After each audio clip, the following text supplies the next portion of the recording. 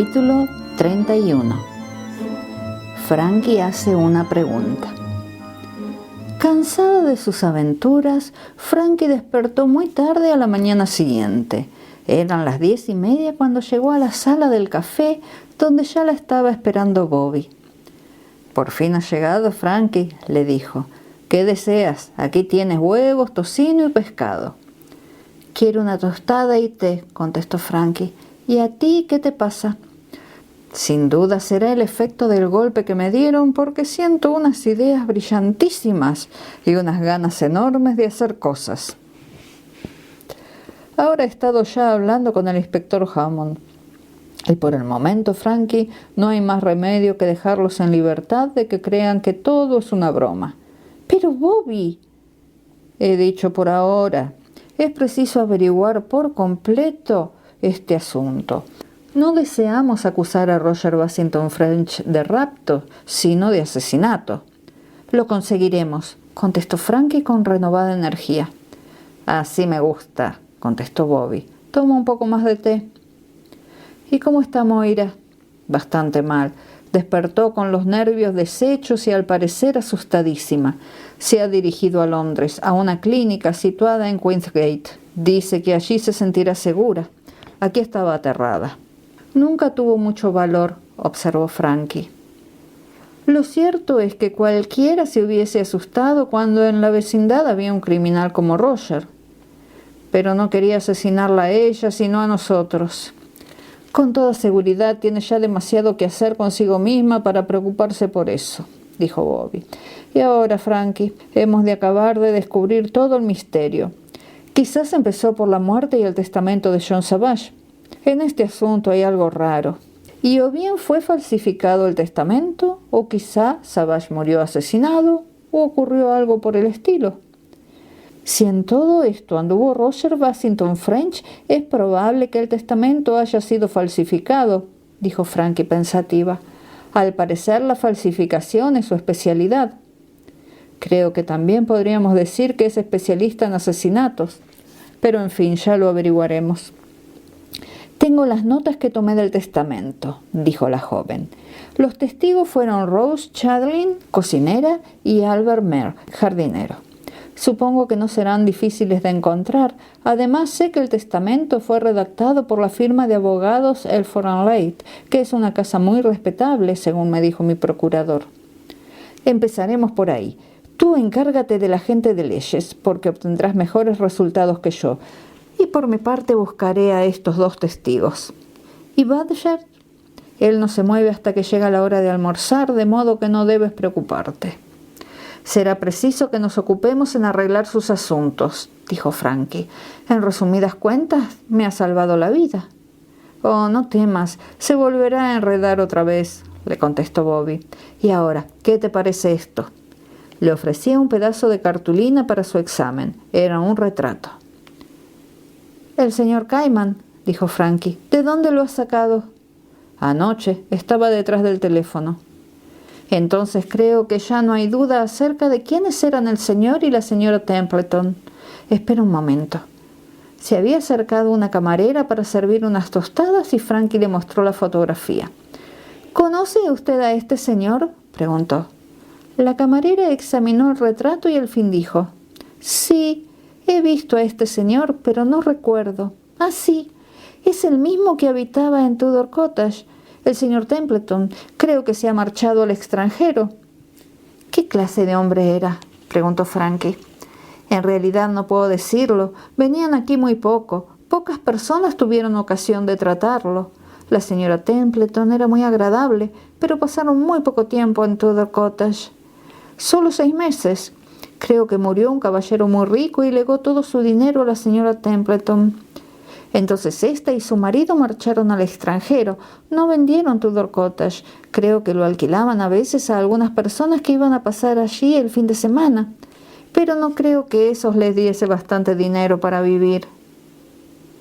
«¿Sabe usted si tenía una cocinera llamada Rose Cloddeley?», preguntó Frankie. A la joven le importaban muy poco las cocineras, más le interesaba el detalle del legado de aquella fortuna, y en respuesta a la pregunta de Frankie contestó que no estaba segura y se retiró. Es evidente, dijo la joven a su compañero, que los Caimán ya no vienen por aquí, pero que conservan la casa por si le conviene utilizarla a la cuadrilla. Convinieron en repartirse el trabajo, según aconsejaba Bobby. Frankie se marchó con el Bentley después de haber hecho algunas compras en la población para mejorar su aspecto, y Bobby salió en busca de Albert Mer, jardinero. Se reunieron a la hora de almorzar y, contestando a una muda pregunta de Bobby, Frankie dijo: «No hay que hablar siquiera de falsificación. He pensado largo rato en el señor Elford, que es un hombre muy simpático. Tenía ya alguna noticia de lo que nos ocurrió anoche y estaba interesadísimo en averiguar detalles. Supongo que por aquí no tendrán muchas cosas en que pensar. Hablamos del asunto Savage, fingí que conocía a algunos parientes del muerto y que ellos me indicaron la posibilidad de que el testamento fuese falsificado. Entonces mi interlocutor se indignó diciendo que no se podía imaginar siquiera tal cosa. Él mismo vio al señor Savage y por su orden redactó aquel testamento. El señor Elford deseaba redactar debidamente ese testamento. Ya sabes que empiezan a llenar hojas de papel sin decir nada». «Lo ignoro», dijo Bobby, «porque nunca he otorgado testamento». «Bueno, yo sí, 2 veces, y la última ha sido esta mañana. Necesitaba una excusa para visitar a un abogado». «¿Y a quién dejas tu dinero?» «A ti». «Supongo que eso es una imprudencia. Si Roger consiguiera matarte, probablemente me ahorcarían a consecuencia de eso». «Caramba, no había pensado en esa posibilidad», contestó Frankie. «Bueno, como te decía, el señor Savage estaba tan nervioso y excitado que el señor Elford redactó allí mismo el testamento. Lo testimoniaron la criada y el jardinero y el señor Elford se quedó con el documento para guardarlo debidamente». «Eso parece excluir toda posibilidad de falsificación», dijo Bobby. «Ya lo sé. No es posible pensar en una falsificación cuando un abogado ha sido testigo de que una persona firma con su propio nombre. En cuanto al asesinato, ahora sería muy difícil averiguar algo. El médico que comprobó la muerte ha fallecido a su vez.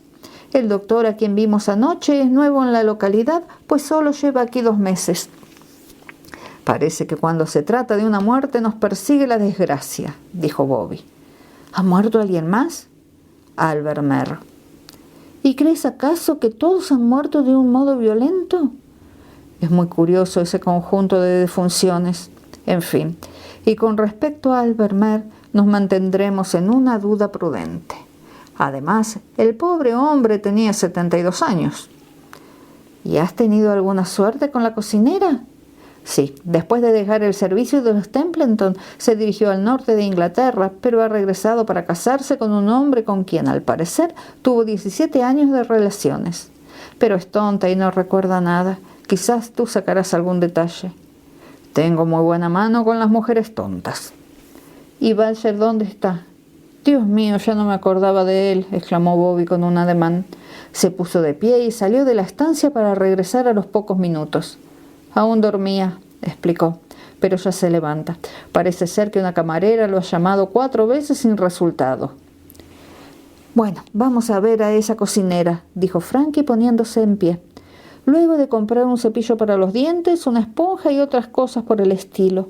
Anoche estuve tan cerca de la naturaleza que no pensé en nada de eso. Me limité a quitarme el traje exterior y caí dormida».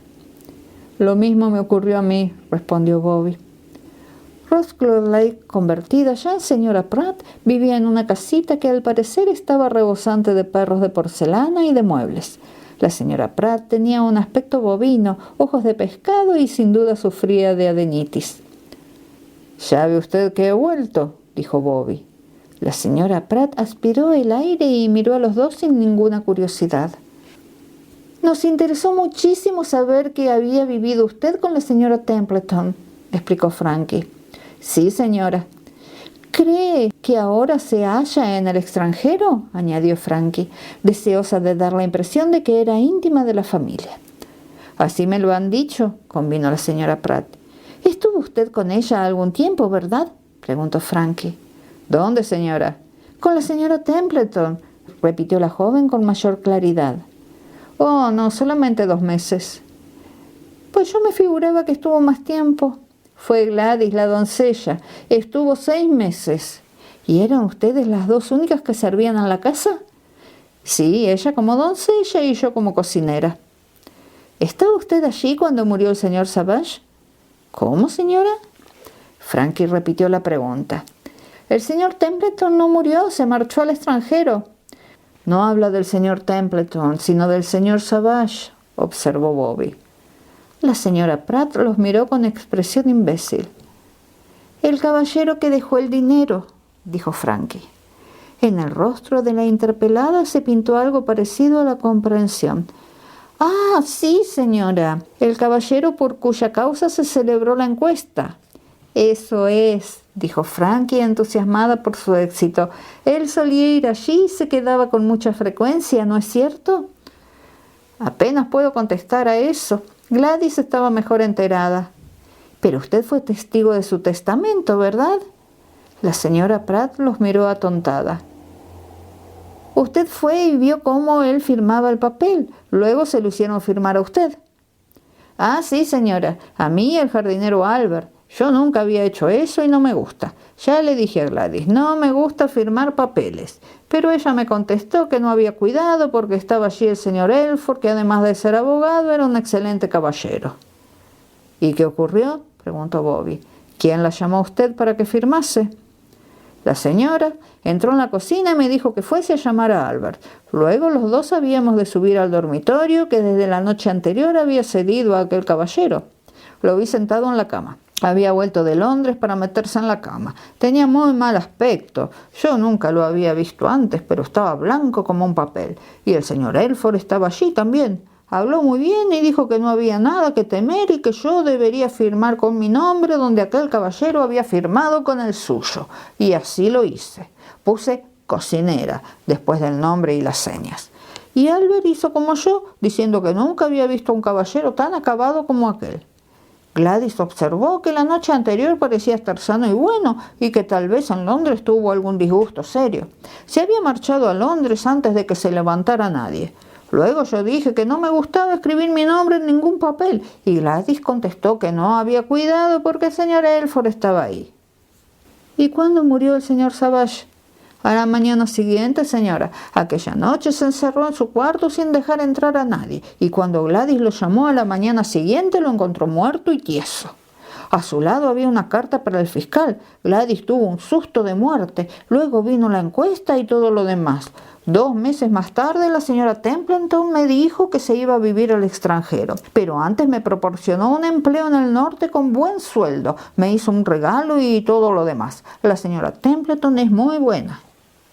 La señora Pratt gozaba entonces con su propia locuacidad. Frankie se puso en pie y dijo: «Me ha gustado mucho oír todo eso». Sacó un billete de su cartera. «Quisiera hacerle a usted este pequeño regalo porque le he hecho perder mucho tiempo». «Bueno, muchas gracias, señora. Muy buenos días a usted y a su caballero». Frankie se sonrojó y echó a andar con cierta rapidez. Bobby la siguió muy preocupado. «Parece que hemos podido averiguar todo lo que sabe», dijo. «Sí», contestó Frankie, «y ello concuerda bien. No hay duda de que Savage otorgó este testamento y sospecho que su temor por el cáncer era verdadero. Con toda seguridad no habrían podido sobornar a un médico de Harley Street. Supongo que se aprovecharon de que él hubiera otorgado ese testamento para quitarlo de en medio antes de que pudiera cambiar de intención. Pero no veo cómo podemos demostrar que lo mataron». «Ya lo sé.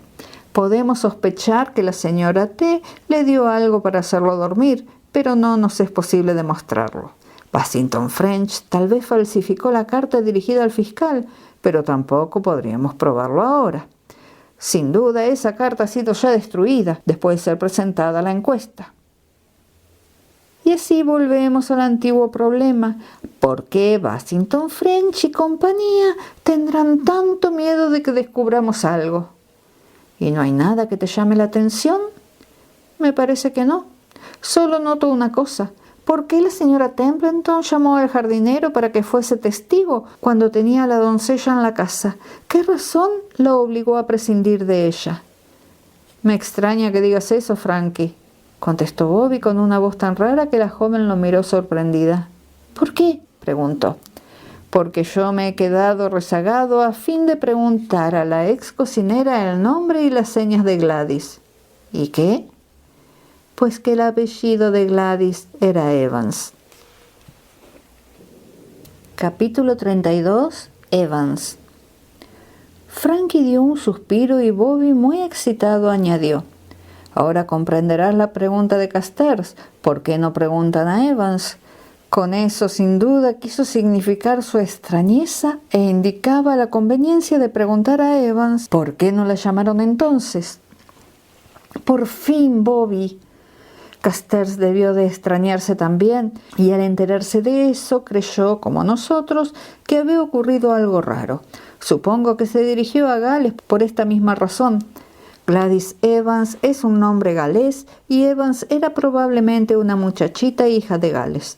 La siguió hasta Marchwold, pero alguien lo seguía también a él y así no pudo ponerse en contacto con esa joven. «¿Por qué no llamaron a Evans?», exclamó Frankie, dando a aquella pregunta un nuevo significado. «Sin duda hay alguna razón para eso. Es un detalle insignificante, pero sin embargo de la mayor importancia, puesto que había 2 criadas en la casa. ¿Por qué llamaron al jardinero? ¿Tú lo entiendes?». «Quizá porque la cocinera y el jardinero eran algo tontos, en tanto que Evans era una muchacha lista». Posiblemente había otra razón. Estaba allí el señor Elford, que es muy astuto. «Ahora lo comprendo todo, Bobby. ¿Por qué llamaron a esos 2 individuos y no a Evans?». De pronto se llevó las manos a los ojos exclamando: «Acaba de pasarme por la imaginación, pero no he podido sorprender la idea. Aguarda». Un minuto después, Frankie miró a su compañero y dijo: «Vamos a ver, Bobby. Si estás en una casa con 2 criados, ¿a quién darás propina?». «Desde luego a la doncella», dijo Bobby. «Nunca se da a la cocinera, primeramente porque no se deja ver, y además tampoco te ve ella a ti. A lo sumo podrá contemplarte un instante fugitivo. En cambio, una doncella te sirve la comida, te llama por las mañanas y te sirve el café». «¿A dónde quieres ir a parar?». «Pues a que no podían desear que Evans fuese testigo de aquel testamento, porque ella se habría dado cuenta de que no lo otorgaba el señor Savage». «Dios mío, Frankie, ¿quién era, pues?». «Bassington French, desde luego. Representó el papel de Savage. Apostaría que era él. También fue a visitar al doctor y armó aquel escándalo diciendo que tenía un cáncer. Luego hizo llamar al abogado, que no conocía al señor Savage, pero que sin embargo estaría dispuesto a jurar que lo vio firmar aquel testamento y que fue testimoniado por 2 personas, una de las cuales no lo había visto nunca, y la otra era un viejo quizá medio ciego que probablemente tampoco conocía al señor Savage. ¿Comprendes ahora?». «¿Y dónde estaba mientras tanto el verdadero Savage?». «Oh, desde luego llegó a la casa, pero supongo que lo narcotizaron y lo llevaron al desván, donde permaneció medio día, en tanto que Bassington French representaba la comedia. Luego lo metieron otra vez en la cama, le dieron cloral y Evans lo encontró muerto a la mañana siguiente». «Dios mío, me parece que has adivinado la verdad, Frankie. ¿Pero podemos demostrarla?». «No lo sé». «¿Y si mostrásemos a la señora Pratt una fotografía del verdadero Savage? Quizá pudiera decir que no era la persona que firmó el testamento». «Lo dudo, porque es idiota», contestó Bobby. «Por esta razón la tomaron y la utilizaron, según creo. Pero hay una cosa, un perito calígrafo debería poder probar que la firma es falsificada». Nadie pensó probarlo, porque tampoco nadie pensó en discutir este asunto. Al parecer no hubo un solo momento durante el cual pudiera haberse falsificado el documento, pero ahora la cosa es diferente. «Ante todo», dijo Bobby, «hemos de encontrar a Evans. Con toda seguridad podrá contarnos muchas cosas. Recuerda que estuvo 6 meses con los Templeton». «Eso sería muy difícil», contestó Frankie. «¿Y si probamos en correos?», sugirió Bobby. Pasaban entonces casi por delante de la estafeta. Al parecer era más un almacén de numerosos artículos que una oficina de correos. Frankie se metió allí e inició la campaña. En el establecimiento no había más que una dueña, que era una mujer joven y al parecer muy curiosa. Compró Frankie un librito de sellos por valor de 2 chelines, hizo comentarios acerca del tiempo y luego dijo: a pesar de todo, supongo que aquí tienen ustedes mejor tiempo que en mi país. Vivo en Gales, en Marchwold. ¿No sabe usted cuánto llueve allí? La joven de la estafeta dijo que allí también llovía mucho. Hay en Marchwold, observó Frankie, una persona que procede sin duda de esta región. No sé si la conoce usted, se llama Gladys Evans.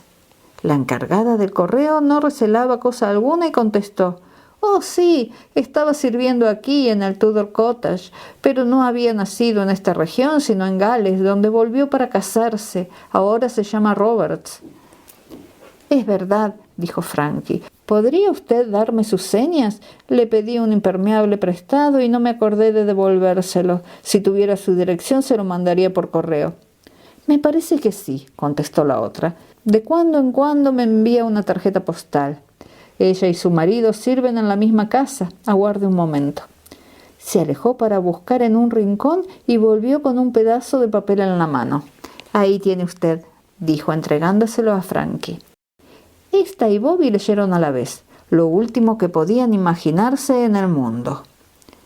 Señora Roberts, la vicaría, Marchwold, Gales. Capítulo 33. Sensación en el Café Oriente. Bobby y Frankie salieron de la estafeta de correos sin darse cuenta de lo que hacían, pero una vez fuera se miraron y se echaron a reír alegres. «En la vicaría», exclamó Bobby. «Yo he pasado revista a 150 Evans», se lamentó Frankie. «Ahora ya comprendo por qué Bassington French se echó a reír al darse cuenta de que ignorábamos quién era Evans». «Y desde el punto de vista de ellos, Evans y tú vivíais en la misma casa».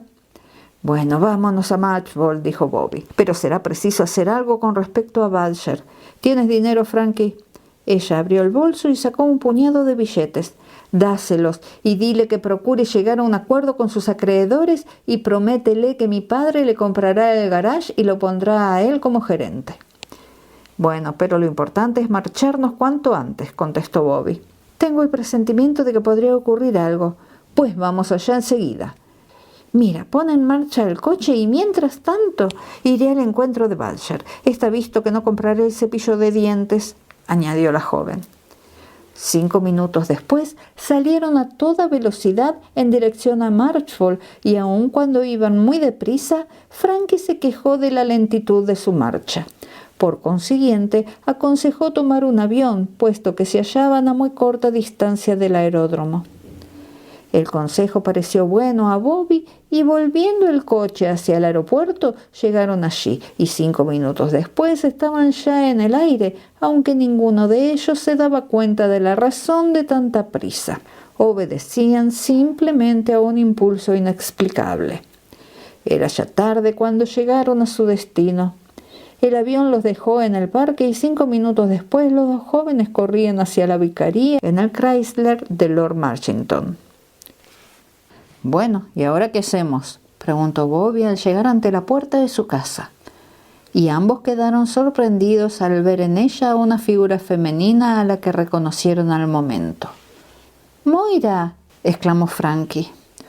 «Oh, cuánto me alegro de verla», dijo la joven que se tambaleaba ligeramente. «No sé qué hacer. ¿Pero con qué objeto ha venido usted aquí? ¿Con el mismo que le trae a usted, según creo?» «¿Ha averiguado acaso quién es Evans?» «Sí, he de referirle una larga historia». Bobby la invitó a entrar, pero la joven se negó diciendo que prefería hablar en otra parte. «Bueno, no comprendo la razón, pero venga», añadió.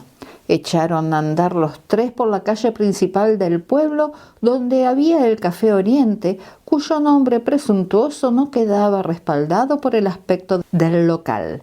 Entraron y pudieron ver que el café estaba casi vacío. Eran las 6:30. Tomaron asiento a una mesa del rincón y Bobby pidió 3 cafés.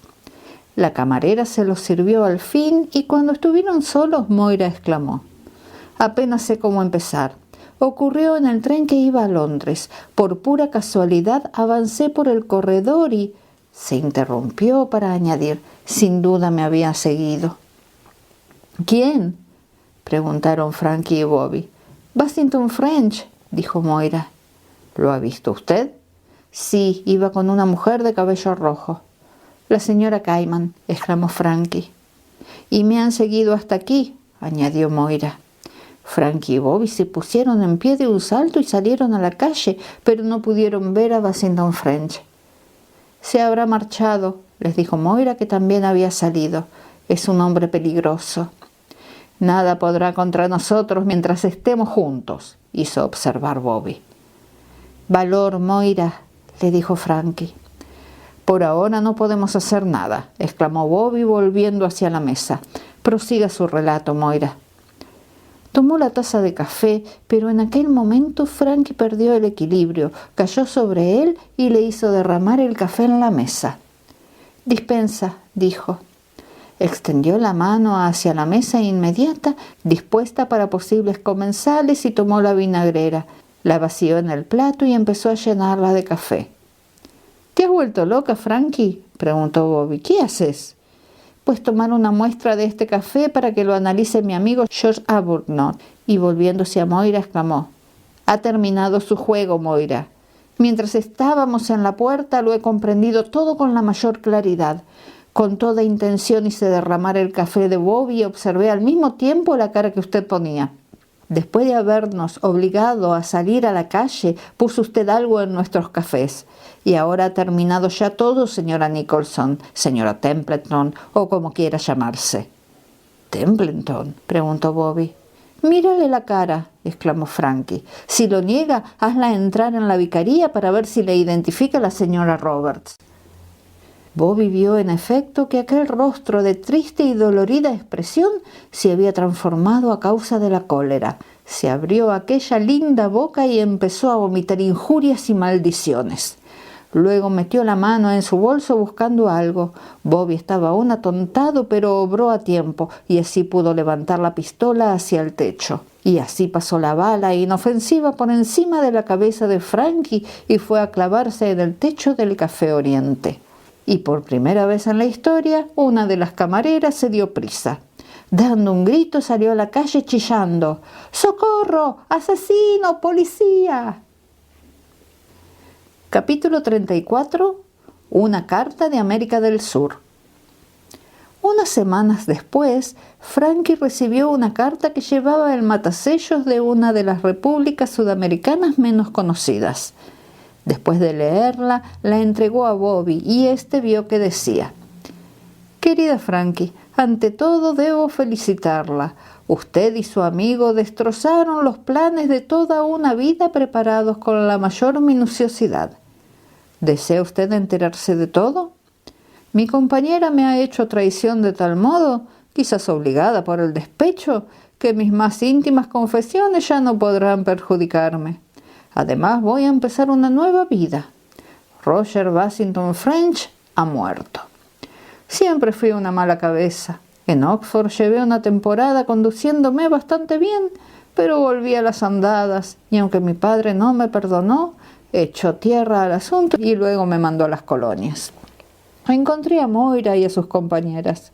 Ella era la que más valía. A los 15 años podía calificarse de una criminal consumada. Cuando la conocí, las cosas empezaban a marchar demasiado aprisa para su gusto y la policía americana le seguía la pista. Nos sentimos atraídos mutuamente y decidimos trabajar juntos en adelante y formamos algunos planes. Para empezar, se casó con Nicholson y así se trasladó a otro mundo y la policía perdió su pista. Nicholson se disponía a ir a Inglaterra para instalar allí un sanatorio dedicado a curar enfermedades nerviosas. Buscaba una casa apropiada y Moira lo llevó a la granja. Continuaba trabajando con su banda en el asunto de los estupefacientes y sin sospecharlo siquiera, Nicholson le fue muy útil. Yo siempre tuve ambiciones.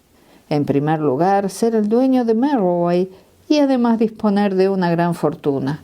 Uno de mis antepasados gozó de grandes influencias en el reinado de Carlos II, pero a partir de entonces la familia fue descendiendo hasta llegar a un estado relativamente modesto.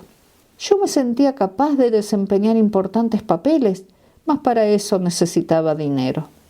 Moira hizo varios viajes al Canadá para visitar a sus parientes. Nicholson la adoraba y creía todas sus palabras. Así les ocurre a muchos hombres.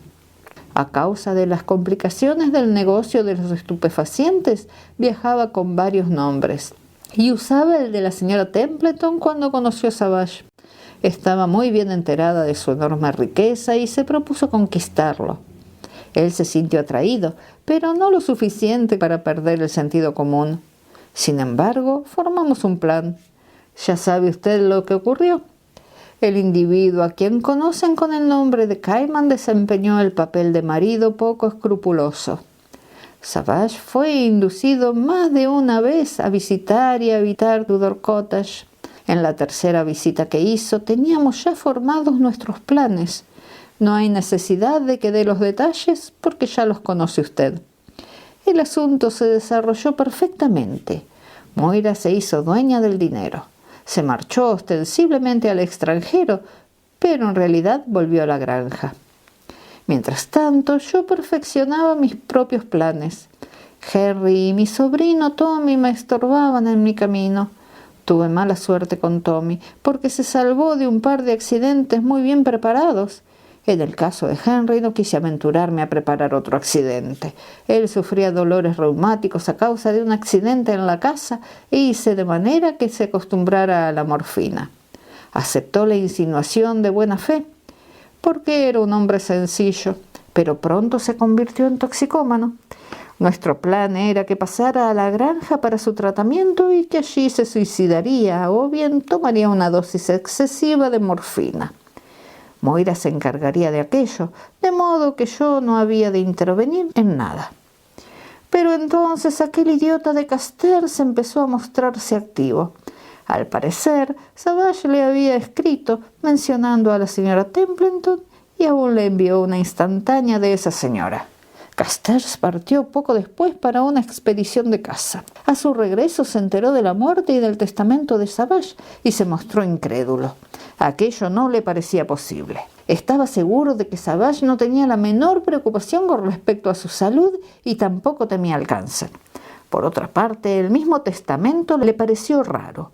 Savage era un hombre de negocios y si bien era capaz de tener relaciones con una linda mujer, no se habría decidido nunca, en opinión de Casters, a legarle la mayor parte de su fortuna, dejando el resto a instituciones caritativas.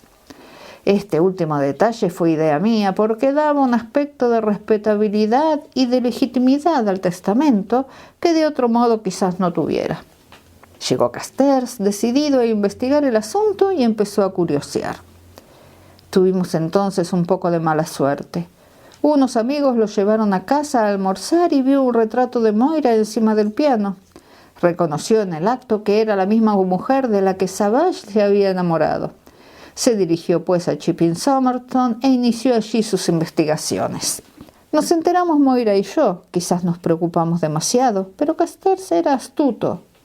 Le seguía a Chipping Somerton. Él no pudo encontrar a la cocinera, que entonces se había ido al norte, pero sí encontró a Evans, que se había casado y vivía en Marlborough bajo otro nombre. El asunto se ponía feo. Si Evans identificaba a la señora Templeton demostrando que era la misma señora Nicholson, el caso empeoraría aún. Además, había permanecido algún tiempo en la casa e ignorábamos lo que sabía. Decidí suprimir a Casters porque ya resultaba muy molesto. Me ayudó la casualidad. Estaba muy cerca de él cuando se levantó la niebla y entonces le di un empujón y le hice caer. Pero aún no sabía si llevaba consigo algo comprometedor. Entonces su amigo Bobby vino en mi auxilio. Me dejó solo con el cadáver y pude convencerme de que llevaba un retrato de Moira con el cual quizás quería identificarla. Se lo quité y me llevé también todos los documentos que pude hallar. Luego le metí en el bolsillo el retrato de una mujer de la cuadrilla. Todo marchó bien. Llegaron los supuestos hermana y cuñado y lo identificaron. Pero su amigo Bobby estropeó las cosas. Al parecer, Casters recobró el conocimiento antes de morir y dijo algo. Había mencionado a Evans que en aquellos días estaba sirviendo en la vicaría. Ahora comprendo que nos alarmamos sin motivo. Perdimos un poco la serenidad. Moira insistió en suprimir a Bobby. Pusimos en práctica un plan, pero fracasó. Luego Moira dijo que se encargaría de ello. En automóvil se dirigió a Marchbold, aprovechó hábilmente una oportunidad y puso morfina en la cerveza de Bobby mientras él dormía. Pero el maldito no murió. Fue una desgracia. Como ya dije, el interrogatorio de Nicholson me infundió dudas acerca de usted. Pero imagínese el susto de Moira cuando una noche, al salir para verme, se encontró a Bobby. Le reconoció en el acto. El terror de que dio muestras no era fingido, pero no tardó en comprender que no sospechaba de ella y entonces se dedicó a engañarlo. Fue en su busca en la posada y le contó unas cuantas mentiras. Él se las tragó sin dificultad. Fingió ella que Alan Carstairs había sido su novio e insistió en que le daba mucho miedo Nicholson. También contribuyó a que usted olvidara todos sus recelos contra mí. Yo, por mi parte, le correspondí de igual modo y le pinté a Moira como mujer débil e inofensiva, a pesar de que ha tenido el valor de matar a muchas personas sin la menor compunción. La situación era seria. Teníamos ya el dinero y el asunto de Henry marchaba bien. No tenía ninguna prisa por Tommy porque podía esperar. También a su tiempo le arreglaríamos las cuentas a Nicholson. Pero usted y Bobby eran una amenaza y tenían los ojos puestos en la granja. Tal vez le interese saber que Henry no se suicidó. Lo maté yo. Cuando hablaba con usted en el jardín, comprendí que no tenía tiempo que perder y entré en la casa para acabar de una vez. El aeroplano que pasó volando a corta altura me dio una oportunidad. Entré en el estudio, me senté frente a Henry que estaba escribiendo y le dije: «Oye, tú», y le pegué un tiro. El ruido del avión ahogó el del disparo. Luego escribí una linda carta de despedida, borré mis huellas dactilares del revólver, se lo puse en la mano a Henry y luego lo dejé caer al suelo. Metí la llave del estudio en el bolsillo de mi hermano y salí cerrando la puerta por fuera con la llave del comedor, que sirve para toda la casa. No entraré en detalles acerca del pequeño petardo cuyo estallido regulé por medio del reloj de la chimenea para 4 minutos después. Todo funcionó perfectamente. Usted y yo estábamos juntos en el jardín y oímos el tiro. Un suicidio perfecto. La única persona que podía parecer sospechosa era el asno de Nicholson, y creo que había vuelto en busca de un bastón o algo parecido. Desde luego, las actividades del caballero andante de Bobby resultaban molestas para Moira, de modo que se dirigió al cottage con la seguridad de que las explicaciones que diera Nicholson acerca de la ausencia de su mujer les parecerían a ustedes sospechosas. Una vez en el cottage, Moira demostró lo que valía. Por el ruido de arriba comprendió que me habían derribado y en el acto se inyectó una fuerte dosis de morfina y se tendió en la cama. En cuanto se dirigieron ustedes al teléfono, ella subió al desván y me devolvió la libertad. Luego la morfina hizo su efecto y a la llegada del doctor Moira se encontraba efectivamente dormida. Sin embargo, iba perdiendo el valor y temía que ustedes se encontrasen a Evans y se enterasen de cómo se había arreglado el asunto del testamento y del suicidio de Savage. También temía que Carstairs hubiese escrito a Evans antes de ir a Marchbold. Fingió que se marchaba a Londres a una clínica, pero en realidad se encaminó a Marchbold y ustedes la encontraron a la puerta de la vicaría. Entonces quiso librarse de ustedes dos. El sistema fue burdo a más no poder, pero quizás se hubiese logrado el éxito. Y probablemente la camarera no habría recordado muy bien el rostro de aquella mujer, de modo que Moira podría haber regresado a Londres para ocultarse en cualquier casa de curación. Y después de haberse librado de usted y de Bobby, el asunto habría terminado. Pero usted la descubrió y entonces ella perdió la cabeza, y cuando la juzgaron, no cayó mi participación en nada. Tal vez estaba un poco cansado de ella, pero no me figuraba que lo sospechase. En realidad, ella tenía el dinero, es decir, mi dinero. Y cuando me hubiese casado con ella, quizás acabara casándome, y entonces me gusta variar. Ahora empiezo una nueva vida, y todo a causa de usted y de ese molesto muchacho que se llama Bobby Jones. Pero en fin, no tengo duda de que haré carrera. Bien, es verdad que aún no me he reformado, pero puedo intentarlo. Y ahora adiós, mi querida señorita. O quizá au revoir, porque nunca se sabe lo que puede ocurrir. Su afectísimo enemigo, que es el traidor y el criminal del drama, Roger Bassington French. Capítulo 35. Noticias de la vicaría. Bobby devolvió la carta a Frankie, que la tomó dando un suspiro.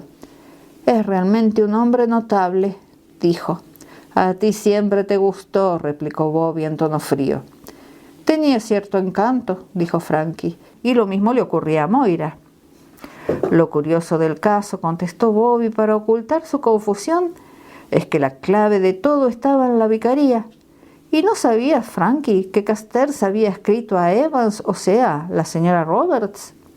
«Sí, para decirle que iría a visitarla a fin de adquirir informes acerca de la señora Templeton, que según sospechaba era una peligrosa criminal buscada por la policía de varios países».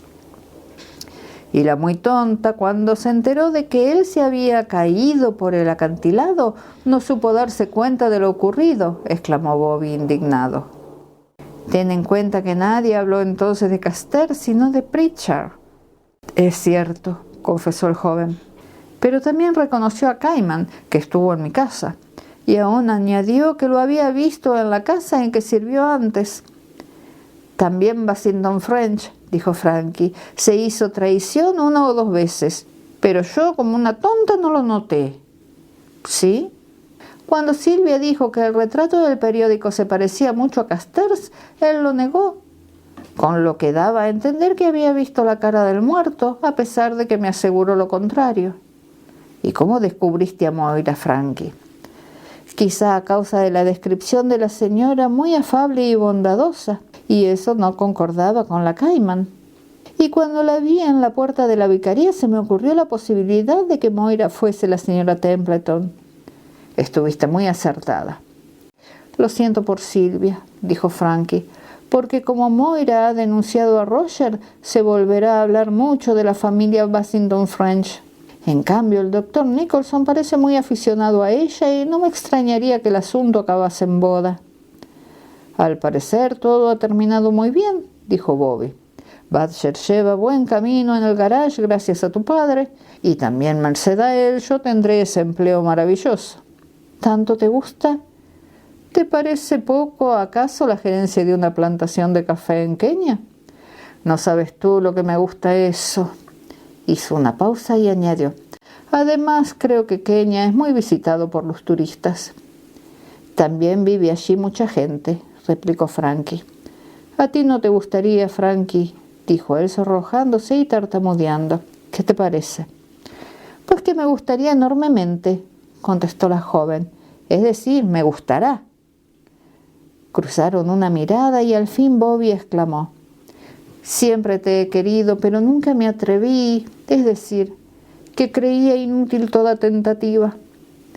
«Bueno, ¿y de Moira qué me dices?», preguntó Frankie con interés. «No puedo negar que su rostro me atraía», contestó Bobby muy apurado. «Es más guapa que yo», dijo Frankie generosa.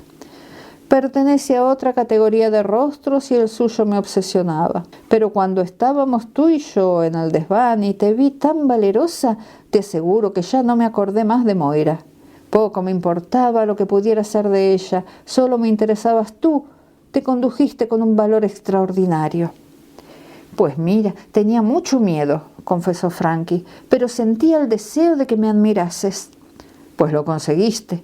Además, siempre te he admirado y siempre te admiraré. ¿Estás segura de que no te aburrirás viviendo en Kenia?» «Oh, no, ya estoy cansada de Inglaterra». «Frankie, Bobby». «Si quieren ustedes entrar», dijo el vicario abriendo la puerta y precediendo a una vanguardia de señoras que formaban parte del ropero de la parroquia. Pero cerró precipitadamente la puerta excusándose. «Oh, sí, es mi hijo, está prometido». Una de las señoras observó intencionadamente que así parecía ser, en efecto. Es un buen muchacho, dijo el vicario. Antes no tomaba la vida en serio, pero ha mejorado mucho últimamente y ahora va a dirigir unas plantaciones de café en Kenia. ¿Ha visto usted?, preguntó una de las señoras al oído de la otra. Estaba besando a Lady Frances Derwent. Y 1 hora después, la noticia se había difundido por todo el pueblo.